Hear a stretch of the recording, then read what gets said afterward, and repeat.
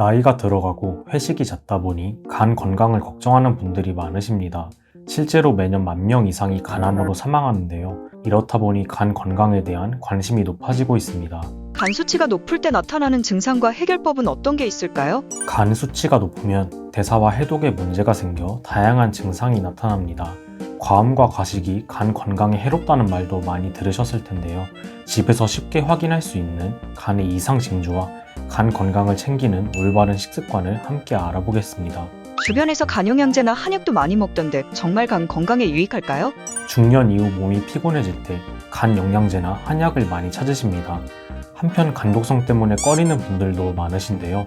몸에 맞게만 복용한다면 오히려 간 건강에 유익합니다. 대표적인 간 영양제인 밀크시슬은 한약재로도 쓰이는데요.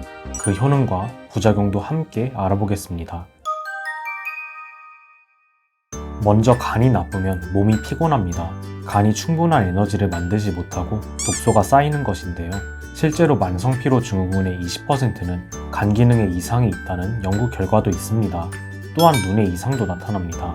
간 질환으로 혈관 수축에 문제가 생기면 눈이 붉어지기도 합니다. 한의학적으로 간 경락은 눈에 연결되는데요.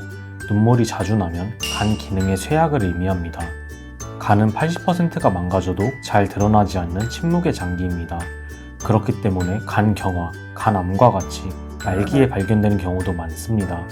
따라서 올바른 식습관을 통한 관리가 매우 중요합니다. 간 건강에 좋은 식습관 첫 번째, 식전 과일 섭취입니다. 과일에는 비타민뿐만 아니라 효소와 섬유질도 풍부해 소화와 독소 배출을 돕습니다. 또한 과채류에는 자기 보호를 위해 만든 파이토케미컬이 풍부한데요. 인체에서 세포 손상을 억제하고 항산화 작용을 하여 간 건강을 돕습니다. 다만 식후 디저트로 드시면 과일의 당이 음식물과 섞이고 발효되어 위장에 부담이 되기도 합니다. 따라서 과일은 식전에 드시는 게 좋은데요. 혈당 걱정도 덜고 식탐도 줄어드는 효과를 누릴 수 있습니다. 과일의 항산화 성분이 췌장과 인슐린 기능을 높이므로 적당량 드신다면 장기적으로 혈당 조절에 좋습니다. 다만 과일의 과당이 걱정인 분들도 계실 텐데요. 과당은 90% 이상 간으로 이동해 중성 지방을 만드는 데 사용됩니다. 따라서 고지혈증과 지방간이 있다면 조심하시는 게 맞습니다. 자연치유학의 권위자 조셉 머콜라 박사는 하루에 과일을 통한 과당 섭취를 정상 체중은 15g, 과체중은 9g 이하로 낮출 것을 권장했습니다. 많은 분들이 드시는 사과의 경우 개당 약 9g의 과당을 함유하는데요. 따라서 하루 1개까지는 안심하셔도 좋습니다. 간 건강에 좋은 식습관 두 번째, 충분한 수분 섭취입니다. 먼저 수분이 부족하면 혈액이 끈적해져 순환이 느려집니다. 따라서 영양 공급도 느려지고 세포의 기능이 떨어지게 됩니다. 한편 남은 포도당은 다시 간으로 이동해 중성지방으로 저장됩니다. 게다가 간에서는 수분 유출을 막기 위해 세포막의 재료인 콜레스테롤 생산을 늘리는데요. 결국 고지혈증과 지방간을 유발하게 됩니다. 아침 공복에 드시는 물은 독소와 노폐물 배출을 도와 간의 부담을 덜어줍니다. 단 차가운 물은 위장을 긴장시켜 운동을 방해하므로 피하셔야 합니다. 이전 영상에서 뜨거운 물 위에 찬물을 붓는 음양탕을 소개드렸는데요.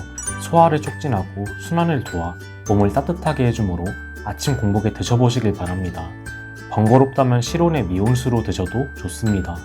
한편 좋은 식습관을 실천하는 것도 좋지만 나쁜 식습관을 피하는 게 더욱 중요합니다. 간 건강에 나쁜 식습관 첫 번째, 가공식품입니다. 가공식품에는 각종 식품 첨가물이 들어있습니다. 예를 들어 라면의 산화방지제는 각종 성인병의 원인이 되는 과산화지질을 생성합니다. 또한 통조림에는 비스페놀이라는 환경 호르몬이 있어 인체의 호르몬 체계를 교란합니다. 특히 햄과 소시지의 선홍색을 유지해주는 아질산염은 단백질과 결합해 발암물질을 형성하는데요. 이런 첨가물들은 모두 간에 부담을 주는 독소입니다. 가공식품은 각종 요리에 많이 활용되며 빵, 과자 등 간식으로 섭취하는 경우도 많으니 특히 주의하셔야 됩니다. 간 건강에 나쁜 식습관 두 번째, 불필요한 약물 복용입니다. 물론 양약이든 한약이든 무조건 간에 나쁜 것은 아닙니다. 실제로 간세포를 보호하고 간 수치를 낮추는 처방들도 많이 쓰입니다. 이렇게 건강 상태에 맞게 드시는 건 좋지만 불필요하게 드신다면 간에 부담이 될 수 있습니다. 특히 의사의 처방 없이 스스로의 판단으로 드시는 건 위험합니다. 건강기능식품에 대한 질문도 많이 하시는데요. 의약품보다는 식품이다 보니 보통 크게 문제가 되진 않습니다. 그러나 간이나 신장에 문제가 있다면 주의할 점도 있어 전문가와 상담 후에 드시길 권장드립니다. 간 영양제로 밀크시슬을 드시는 분들도 많으신데요. 밀크시슬은 식약처로부터 간 기능 개선 효과를 인정받은 영양제입니다. 밀크시슬의 실리마린은 간세포를 보호하는 글루타치온을 증가시켜 간 건강에 도움을 줍니다. 또한 암세포 증식을 억제하여 간암 예방에도 도움을 줍니다. 다만 밀크시슬은 하루 260mg의 정량으로 초과할 시 오히려 간에 부담을 줄 수 있습니다. 밀크시슬의 기원 식물은 엉겅퀴로 한의학에서는 대게라는 약재로 쓰입니다. 성질이 서늘하기 때문에 평소 몸이 찬 분들은 설사나 복통이 날 수 있으니 주의해주세요.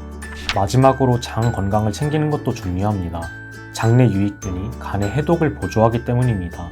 유익균이 좋아하는 채소류, 해조류는 가까이 하시고 장 누수로 독소를 유입하는 밀가루는 멀리 하셔야 됩니다.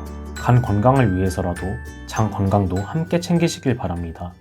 지금까지 건강한 이와 함께 간 건강을 지키는 올바른 생활 습관을 알아보았는데요. 꾸준히 실천하셔서 건강하고 활기찬 생활 누리시길 바랍니다. 건강한 이도 여러분의 간 건강을 옆에서 함께 응원하겠습니다.